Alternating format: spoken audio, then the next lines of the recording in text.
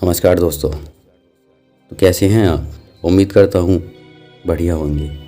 तो चलिए शुरू करते हैं आज की कहानी, हादसा और ज़िंदगी, एपिसोड 1। ट्रेन अपनी रफ्तार पे थी जब आज मैं फिर अपनी सीट पीछे छोड़कर अगले जर्नल जैसे डिब्बे में चला आया हूँ।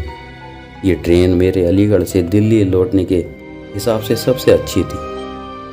मैं एक कॉलेज स्टूडेंट था, इसीलिए मुझे रोज़ सुबह ट्रेन और रात में ये ट्रेन पकड़नी होती थी जिसका नाम था कल्याणी एक्सप्रेस।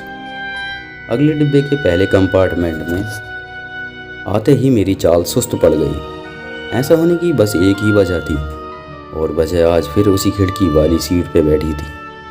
वही नूर बरसाता बेदाग चेहरा, वही काजल लगी बड़ी बड़ी आंखें, और वही खिड़की से आती हवाओं में हरकत करते उसकी जुल्फें।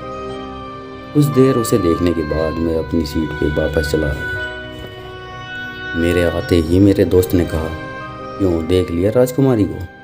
मैंने उसके सवाल का जवाब नहीं दिया, बस एक हल्की मुस्कान लिए वहीं अपनी सीट पे लेट गया।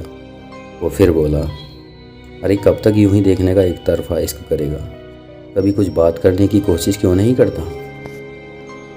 मैंने देखा ट्रेन धीमी हो रही थी। कोई छोटा और सुनसान सा स्टेशन आया था। पूरे प्लेटफॉर्म पे इक्का दुक्का ही लोग थे, और वो भी नशे करने वाले ही थे, चर्सी जैसे। प्लेटफॉर्म पे लाइट होने से भी उनके ना होने का ही अंदाज़ा मिल रहा था। मैंने बाहर देखते हुए कहा, इस जैसी मनुष्य जगह पे कौन उतरेगा? मेरा दोस्त करण बाहर देखकर बोला, अब ट्रेन रुकी है तो कोई ना कोई तो उतरेगा ही। फिर वो मेरी तरफ देखकर बोला, खैर ये बता, कैसी दिखती है वो तेरी S5 वाली? मैं किसी खामोशी के नशे में ढलता हुआ बोला, हमेशा सफ़ेद सूट पहनती है, सर के आधे हिस्से तक उसका दुपट्टा होता है, कान के पीछे की हुई उसकी लटें हमेशा उसकी आंखों पे आ जाने की कोशिश करती हैं।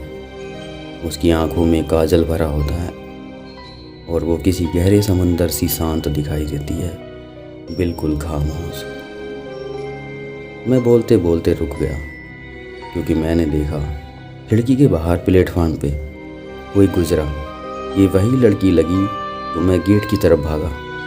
मेरे पीछे मेरा दोस्त भी आ गया, और मुझे हैरानी से उस लड़की को देखता हुआ पाकर बोला, क्या देख रहा है ये?